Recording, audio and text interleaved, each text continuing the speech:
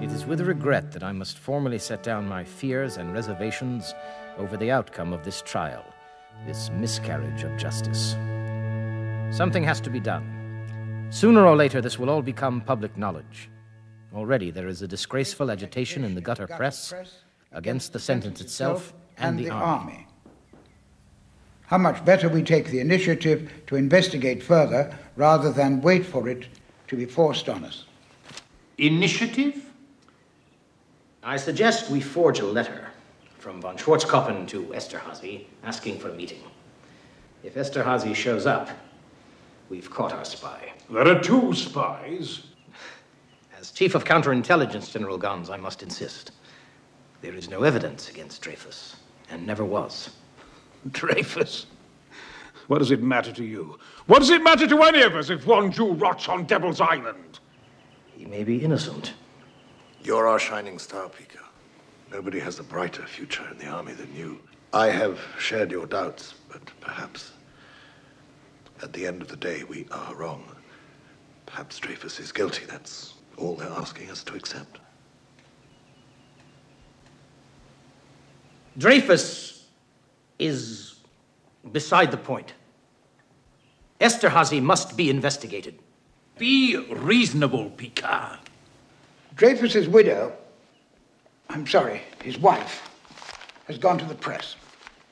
Is that what you want? Is it? You want us dragged through the mud? Leave it to your superiors. No more letters. Your responsibility is to the army. Your senior officers, sir.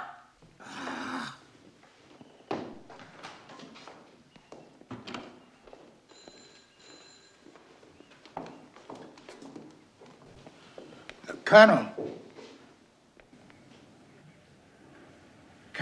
we are a republic. When we come to fight the Germans, we'll be at a disadvantage because we can't send men to war for anything as romantic as a king, an emperor, a crown. No sensible man would allow himself to be sent to war for a politician. But there is the flag. He'll fight for that, and the army holds the flag. And I am responsible to tens of millions of French men and women to ensure that nothing is done to destroy the prestige of the army. What would you do, Colonel? What should I do, sitting behind this desk, balancing a possible injustice to one man against the lives of millions? This goes into service next month. The Germans have it too. It fires 600 rounds a minute. It won't wound you, it will saw you in half. From now on, survival on the battlefield will be a matter of statistics, not of individual merit or bravery.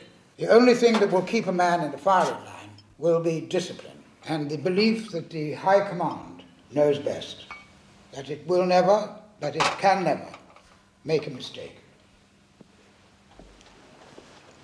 Are you prepared to destroy that belief, Colonel? Men also fight for honor. It's not honor you're struggling with, Colonel. It's conscience. And conscience is a private thing.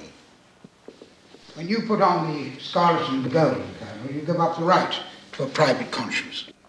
You accept the conscience of the army as expressed in its code of honor, and that takes precedence over any personal code you may have. You're being spoken of, Colonel, as someone who could even occupy this desk one day. What do you say now? I don't believe that my personal code of honor and the honor of the army are in conflict. I would like to continue the investigation of Esterhazy for the reasons already stated. Even though you know the risks you are running if the word gets out? Yes. Very well, you must do as you think best. But bring me the answers. All of them.